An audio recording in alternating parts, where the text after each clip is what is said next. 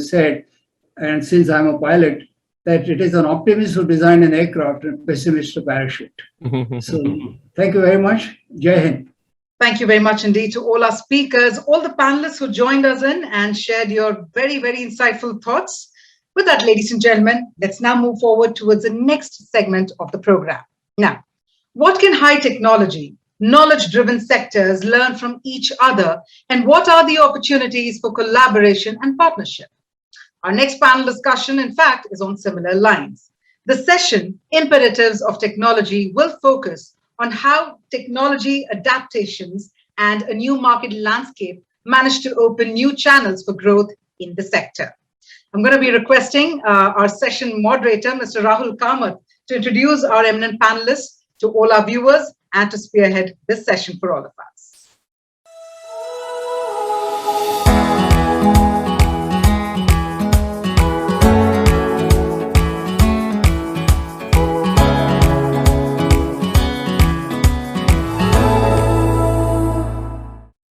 Hello and a warm welcome to the Economic Times Aerospace and Defense Summit 2021.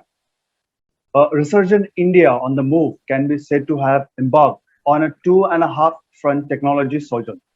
The first one is the Make in India as a precursor to Made in India. The second front being Atmanirbhar Bharat as a call for self-reliance. And the half front is Startup India to champion the agile, ignited young minds into entrepreneurial ventures. All this coming up concurrently has created an enormous technology and innovation bandwidth and excitement in India, which has tech reverberations worldwide. With this, I welcome my panelists, Mr. Neil Mehta, co-founder and director, Asteria UAV, Mr. Ankit Mehta, co-founder and CEO, Idea Forge, and Mr. Yogesh Ramanathan, founder and CEO, Vinata Aero Mobility. And we would be discussing imperatives of technology. How have technology adaptations and a new market landscape opened new channels for growth in the sector? Thank you, gentlemen, for joining me. So let's begin this panel discussion. So I have, so could you all quickly brief our audience about your expertise and line of business as far as the defense and aerospace sector is concerned? So can we start with Neil Mehta? Thanks, Rahul, for having me, and thank you everyone for dialing into this panel session. And thank you, ET Times, for inviting me. So just briefly about our background. Asteria Aerospace is a company founded by me and along with my colleague Nihar about 9 years ago. We primarily design, develop, and deploy unmanned aerial systems and solutions surrounding unmanned aerial systems for various applications in the Indian industry. Primarily being surveillance and security, which our solutions are being used by the major armed forces, paramilitary, as well as police forces and law enforcement forces across India, as well as lastly in the last 2-3 years, we have been increasingly using our drones for enterprise solutions, for example, for land surveying, for agricultural surveying, as well as inspections in different domains. So Asteria is primarily a drone manufacturer and a solution provider for these kind of solutions across the Indian industry. Thank you, Neil. Ankit, you have been bagging a lot of defense orders. So please tell us about your company. Thanks, Rahul. Thanks for inviting me and Idea Forge on this panel. We started way back in 2007, and at Idea Forge, we've been building drones since 2004. And in 2008, when we saw the attacks in Mumbai, and we were finding that a lot of naval choppers were being used to look into the high-rise buildings where the terrorists were holed up, we felt that we had a tech that could have been useful in that scenario. And since then, we've been developing solutions for our security forces as far as drones is concerned. In 2009, we launched India's first autonomous micro UAV.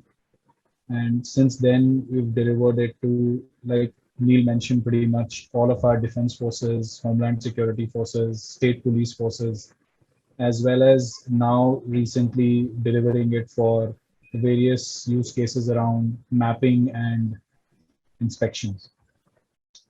One fun snippet is that it was an early prototype of us in the movie Three Idiots that kickstarted this industry in our country. Oh, wow.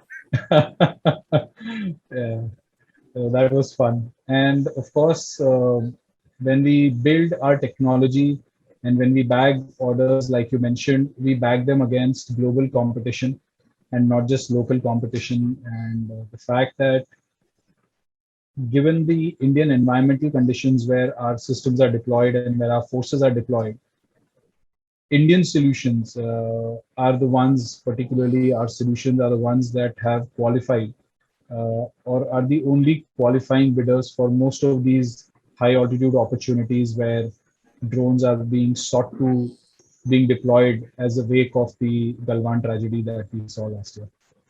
All right. All right, Ankit. Thank you so much. Yogesh, your company is something which, which is developing, fly taxi, which we have only seen in the Hollywood movies or sci-fi movies. So tell us about your company's dream about this particular technology. Okay, so thank you, Rahul, for inviting us in this panelist. And I thank you for co-panelists Neil Mehta and Ankit Mehta to have introduction about your company. So about Vinata Aero Mobility, we are working almost 3 to 4 years on this urban air mobility space. And while we are starting, globally, if you see, there are hardly few companies working in this space in late 2015, I'm talking about, And this flying taxi is for us is everyone dream, flying car. When we are saying the name itself, it's a fascinating thing to everyone, right? Flying car. So we put our thoughts in it, and since our experience play a huge role, we form a team and we started researching about this. When we are researching, we are hardly find very few companies. Now there are almost 200 companies are there in this development across the globe. And this drone, as Ankit Mehta rightly said, they are in this field 2007 and 2010 onwards. In these are the time where really, globally these drone systems are started evolving very fast. And if you look recent years, last 3 to 4 years, the growth is enormous and it's very rapid speed, I can say, the growth in this particular sector. And we decided, this is the technology which we need to opt for the flying taxi or flying car development. And we started searching and we are working on it, and COVID puts a little break. And we registered our company 2021 officially. And we are, developed our Asia's first hybrid flying car, I can say. And recently, our Honorable Civil Minister was unveiled the concept of the flying car. And next, we are in the development phase. In next couple of years, going for a flight test. Okay. That's about us. Okay, great introduction of all of you. Now let me, quickly bring you all to the topic that we would like to discuss here. Earlier, when anyone used to think about getting into aerospace or defense industry, honestly speaking, it was a nightmare. But now I witness many startups taking the risk of getting into this sector. What has changed in the last 5 years? Let's bring in Ankit. You tell us about it. What has happened is that over the last few years, there is a big spurt of open source technologies available that get companies to build their first systems very fast.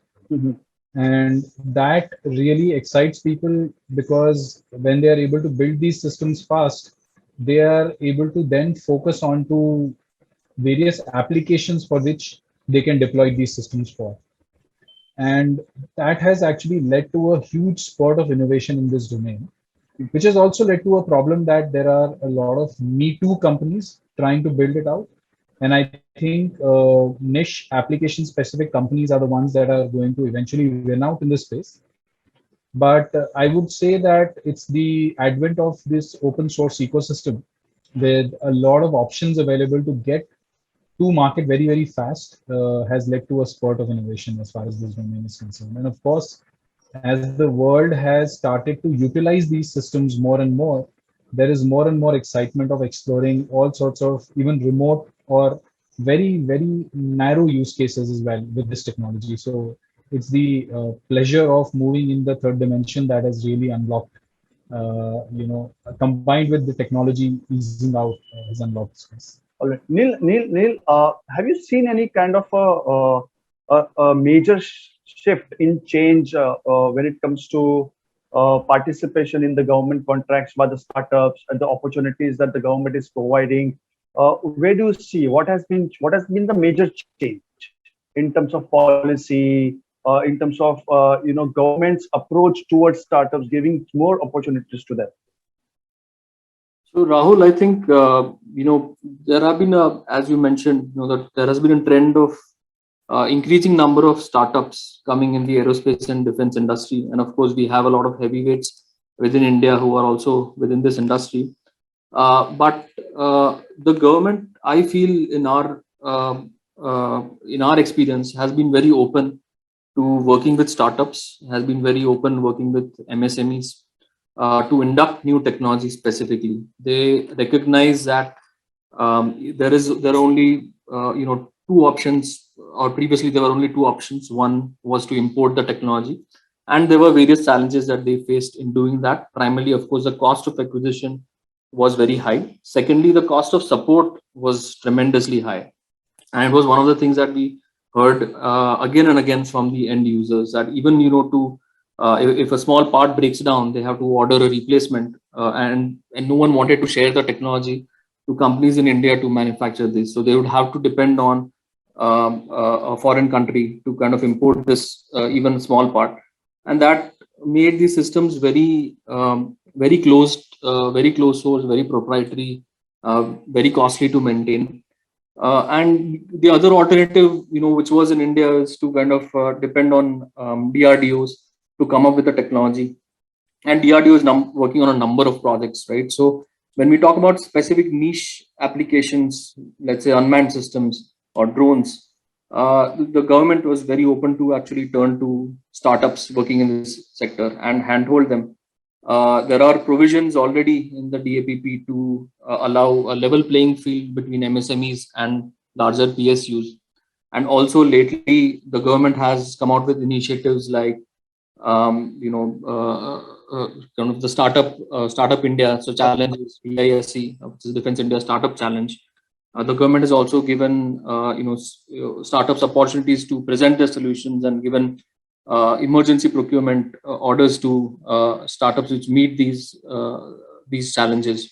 So I would say overall, the government has recognized that this is the way forward. We have to reduce dependence on foreign countries. We have to be more self-reliant, as our Honorable Prime Minister has laid out a clarion of Atmanirbhar Bharat, that these startups and these small companies will actually lead when it comes to the development and the deployment of disruptive technologies in this sector. And I think in our experience, it has been very positive.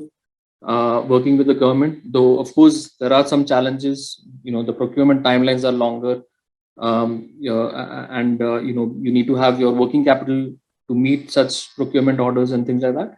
But I think the government has been very open and has been very vocal about supporting startups. And I think today there are a number of startups in the defense and aerospace business, and I think that will only increase going forward. Yogesh, I have a question for you. How did you first of all manage to convince the government in terms of flying taxi? Isn't it? Did you face any challenges? Convincing the fact that you have going to have a flying taxi other than a chopper or a plane, which is going to be there in the air. Yeah, so that's wonderful, Rahul.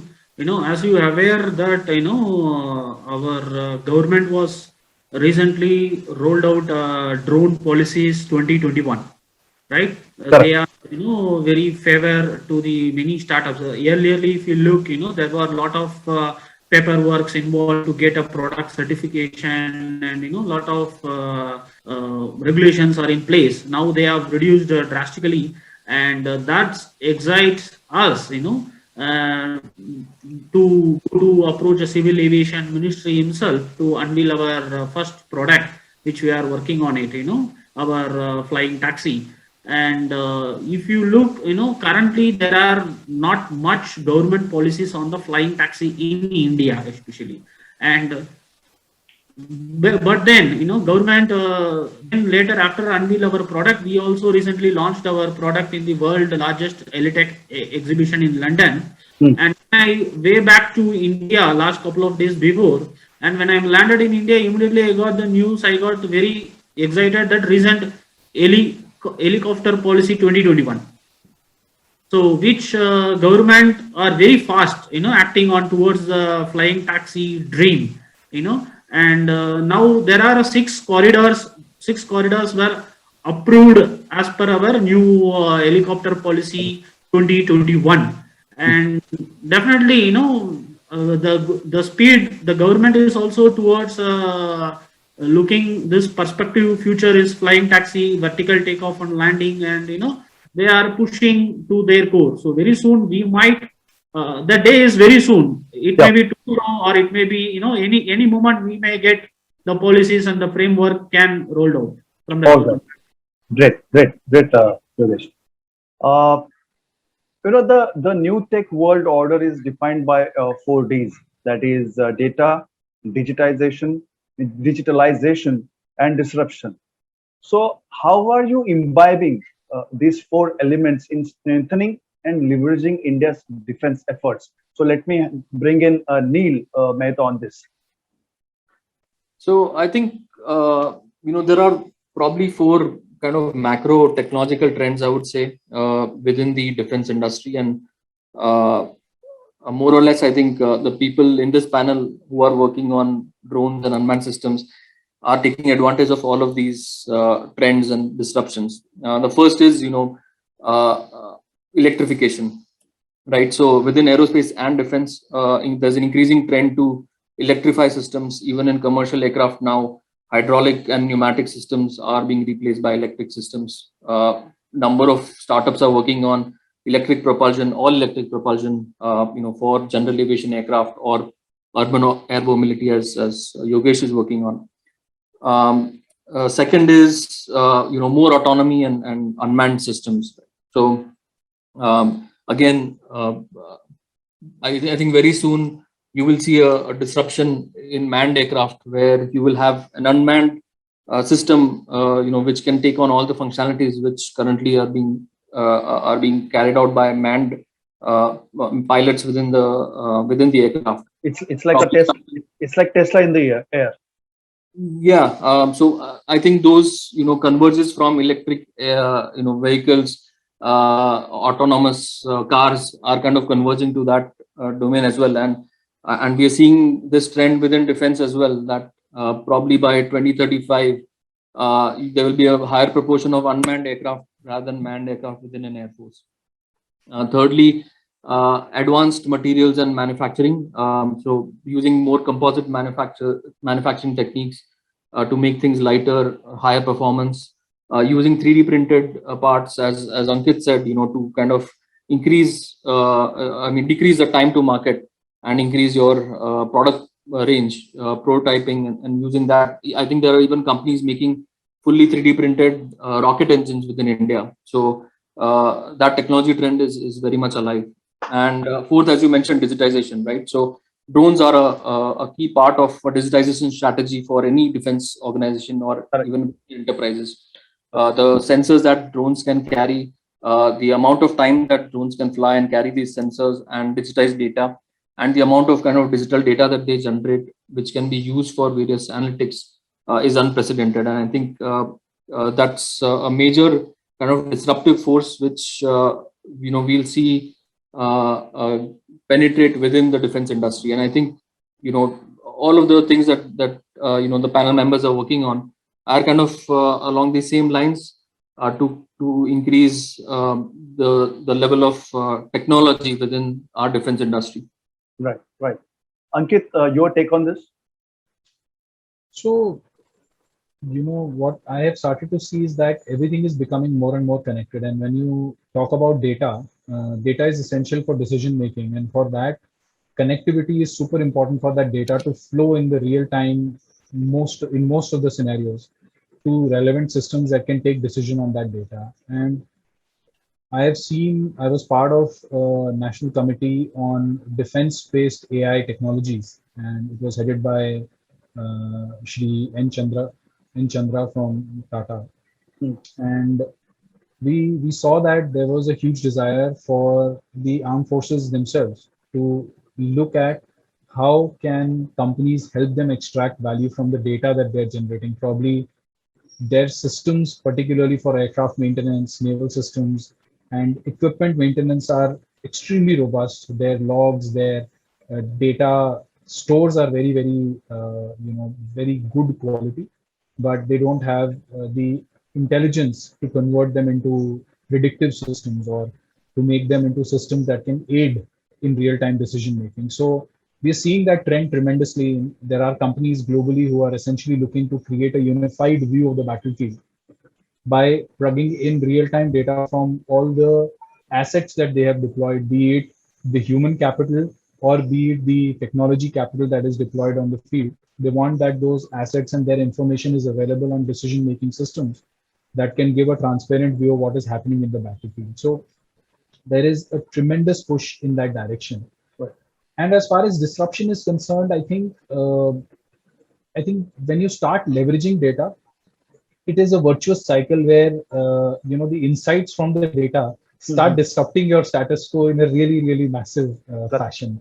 What was happening earlier in terms of manual testing in software is largely getting replaced, at least at the run-of-the-mill repeated issues level, with AI systems that are reducing the dependency on humans to go through each and every line of code. Correct. So I think there is a massive play underfoot, and drones are one of the biggest data generators potentially in this domain as far as aerospace and defense is concerned. Absolutely. Because their primary job in most roles is to collect data. Correct. The strike role of a drone is actually a very momentary, instantaneous role where it will do the strike and it will be out. But before that, all it's doing is collecting data for you. Right. And you have to analyze that data and come up with intelligent answers to whether you are able to see what you are looking to see on the ground. Right, but the data gathering is fine. What about the data security? How are we faring in that part? See, I think as far as defense forces are concerned, they do everything in a very, very on-prem kind of a manner, on-premise kind of a manner. Their data, most of their systems are offline, so they don't connect to the regular grid. When they connect to a grid, then it's a secure national grid that they are connected to. So I think they try to operate in sort of a VPN kind of a manner. They have a private network, and not a VPN, but actually a private network. And they utilize that physical separation from the regular internet to try and build that resiliency or that safety in their system. But apart from that, I think increasingly they will have to become integrated in these connected systems. They will at least have to get data from any potential open source for data available or their own proprietary sources and talk to each other. So I think it's a complex question in terms of how security will be maintained. But I think technology has evolved sufficiently to have device level security, to have source security or authenticity. Everything can be authenticated in a very secure manner today.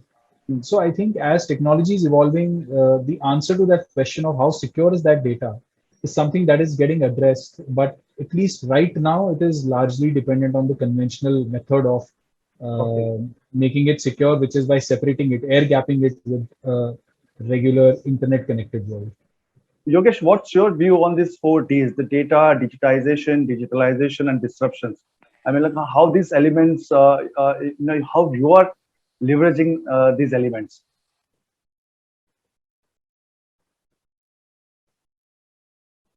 Data secured is, most of the things are in offline, right? You might, working on something like cloud computing, where data can be transferred instantly into the cloud our own devices or our own machine server, then later it can be deleted instance system which we are working in our product basically, and if you see most of the defense drones, lot of now recent days there are so many threats is coming in the LOC border, which we have heard news everywhere, right? And so this reconnaissance mission, which play a huge role on the data security and the management, and which recently where our Indian government have also on emergency procurement, they have also placed the order on one Israel-based anti-drone and product. So we, if you look globally, the developments happening in this particular drone and urban air mobility place, in globally people are there in little in advance on their development, which we need to capture a lot really in going forward, and we need to ready for the product which is needed for all parameters in all industry. Okay. But as together startups on all the companies, we need to look into it in this another angle actually. Right. Yogesh, in one of, I would like to ask you this particular question about the procurement timeline, which even Neil has, brought this point in his previous answer. When it comes to procurement, I guess the government is more of a, do you think it's more on a slow process than how it should, or if you compare with the global defense procurement? So what is your thought process on the entire procurement timeline? See, it's it's a case to case. It's vary actually. If there is a need for our now, as Neil Mehta was referred, so there was little delay in the government procurement. Yes, there was, and but the same case, if you see from the other defense procurement, where government is placing order on a emergency basis, certain procurement, certain machines, you can say, right? But certain machines, they have a rights, government have the full rights to procure on a emergency basis, provided if we have a certain machines is ready with us. Okay. If you we do also have a certain product in a place to demonstrate, and when there is a need comes, this is going to be on a priority basis, they are going to procure. So it's always on a case to case basis, it will vary. Okay. On a procurement. Okay. So Neil, do you also think that the entire procurement process is improving with the government in the current regime, if you compared with the other? Certainly, I think there is definitely a continuous improvement happening in the procurement process. I mean, you have to remember that at the end of it, we are talking about defense procurement. So right. Obviously, there is a number of trials that the equipment has to pass through. There are a number of kind of weather conditions, certifications, end user trials in different conditions that the equipment has to pass through to be eligible for procurement. So that does take its time, but in general, I would say that yes, the procurement timelines have been shortened. The government does take proactive measures to make sure that tenders get completed within a stipulated timeline, and also as mentioned before, there are certain equipment which the government deems it's necessary to have on an emergency basis, for which the procurement timelines are extremely shortened. You can go from trials to orders within a matter of months. Ankit, how is your experience when it comes to, because you have been back in a lot of government projects, and we have seen your those news coverages too. So how is your overall experience in terms of the government procurement? So Rahul, we cannot judge by the book by its cover right now, because the cover today says that emergency procurement has happened and things are looking hunky-dory. But that's a very, very limited time-bound powers that have been received due to a certain emergent situation that we see on the borders. I feel that in general, our procurement processes are more oriented towards efficiency of capital deployed versus efficacy of the capital deployed. Yeah. So while we try to optimize for the efficiency, sometimes by the time the efficiency is achieved on the capital side, the efficacy is totally lost. Right. So I think the government, particularly in technology, will have to move away from buying technology in the same way that it buys cereals and pulses and dals. So we literally cannot have the same procurement process, same manual guiding technology procurements, particularly if our aspiration is to stay ahead of the rest of the world, particularly our immediate neighbors. We have a lot of challenges, and they are leapfrogging us in terms of their ability to deploy technology by a big margin. And even though the technology has been available in the country in so many areas, our pace at which we are adopting it, because of our inefficient, inefficacious procurement processes, we are ending up in a very, very dire straits, let me put it this way, as compared to what it should have been. And I would say that while the intent has been really great over the years, and I have seen that continuously and very closely in terms of the intent of evolving the policy in a manner that it favors local technology development, it favors Correct. local procurement. Correct. I think the finance side of it is yet to catch up, and we need to get into places where I'll give you simple examples, right? For example, when you are buying the latest and greatest, or you intend to buy the latest and greatest, particularly if you want to buy from a startup whose whole mandate is to bring the latest and greatest to you by pushing the envelope of technology, you cannot have three people quote the same technology. It's just not possible. Right. It's something that will not happen today or tomorrow.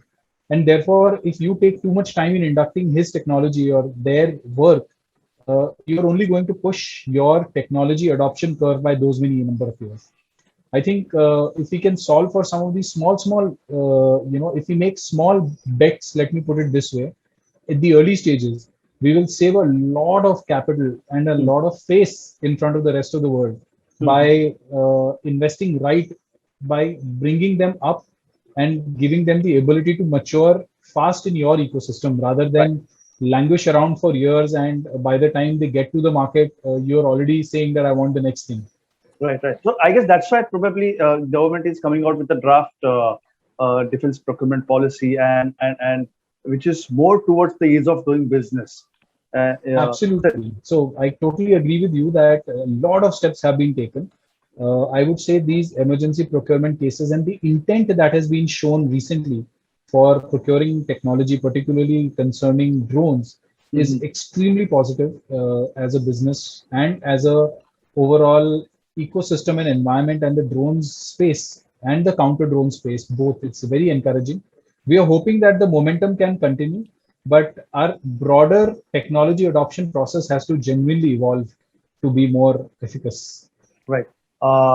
Gentlemen, my last question would be, a durable national security requires credible defense capability and capacity for dissuasions, deterrence, and meeting the conventional threats. So how new age technologies are meeting these expectations for an industry which is now transforming?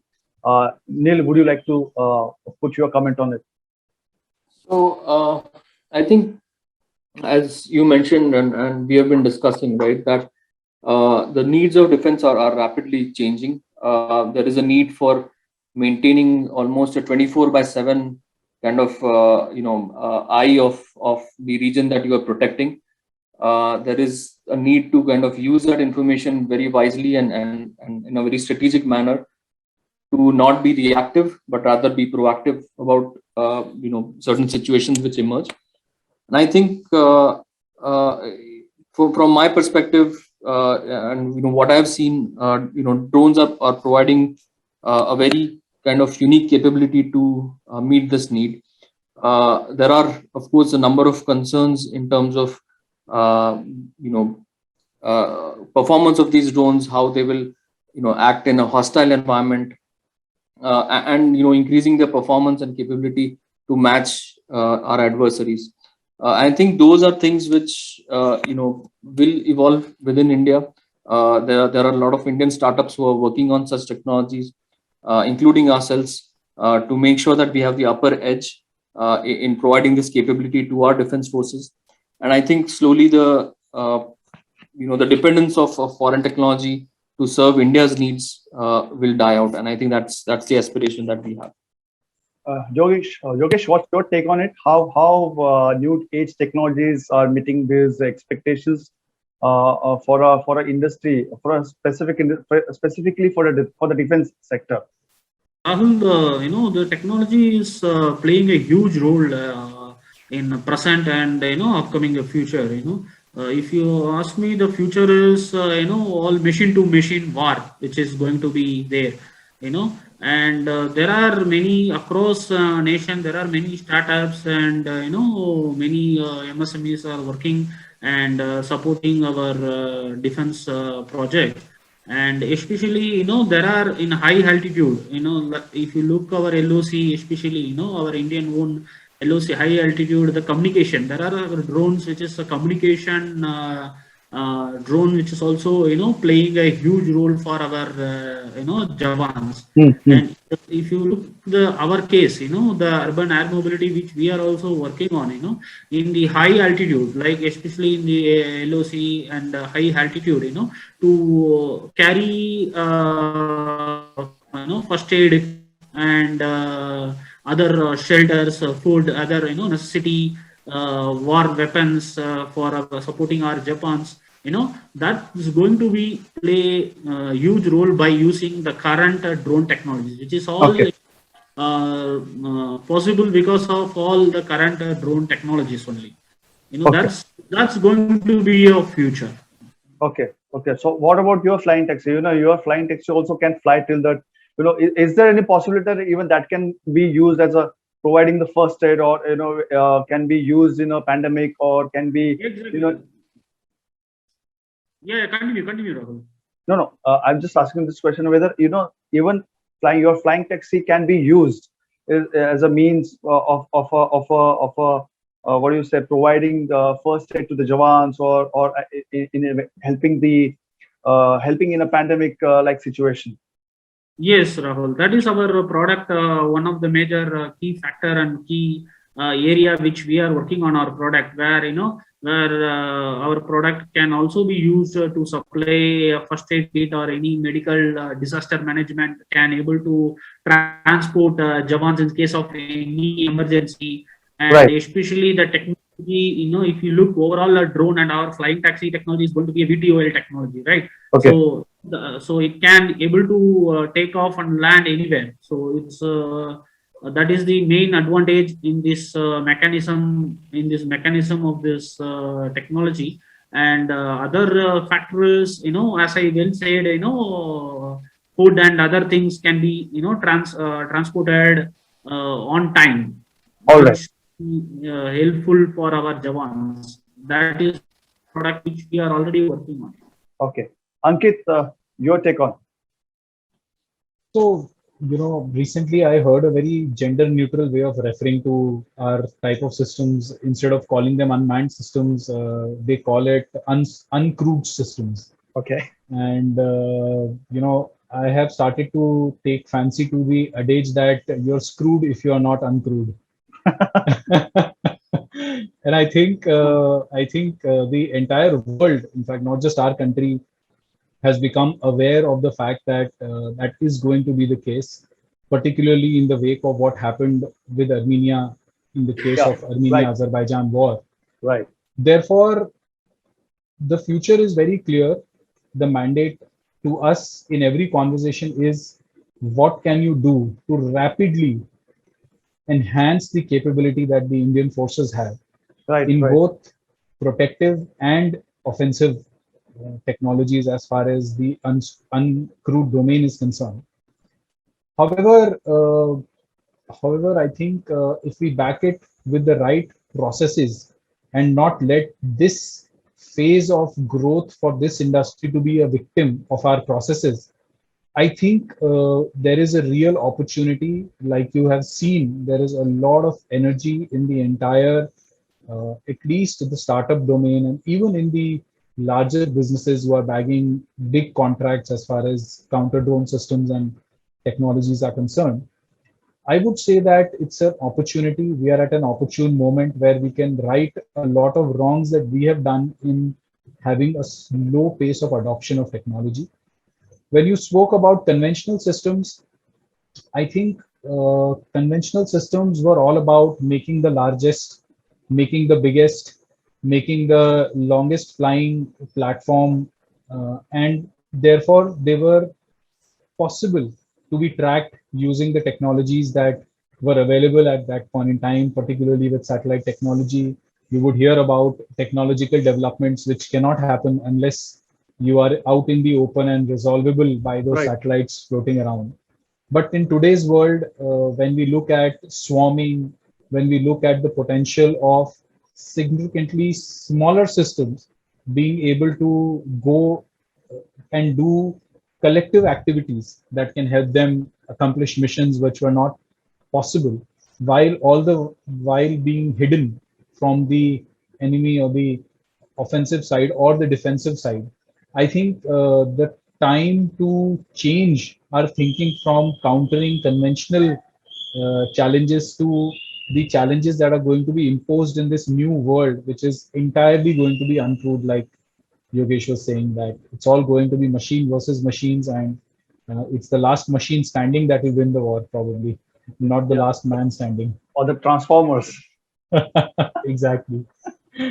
All right, gentlemen. So, if I like to conclude this panel discussion, I may like to say, with a country of India's size, endowments, geographical location, regional and global imperatives, and perennial security challenges, like both internal and external, self-reliance in defense technology is inescapable and must be the edifice of the national agenda, I guess.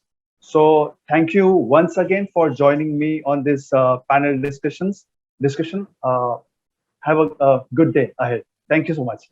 Thanks, Thank you, Rahul. Rahul. It was a real Thank you all the pleasure. panelists. Thank you. Thanks, Thank you all. Neil. Thanks, Yogesh. Well, it seems like we managed to gather the right answers, the right nuggets of insights that we were eagerly looking forward to. Thank you indeed to all our panelists for joining us and for sharing your thoughts. With that, ladies and gentlemen, now I'd like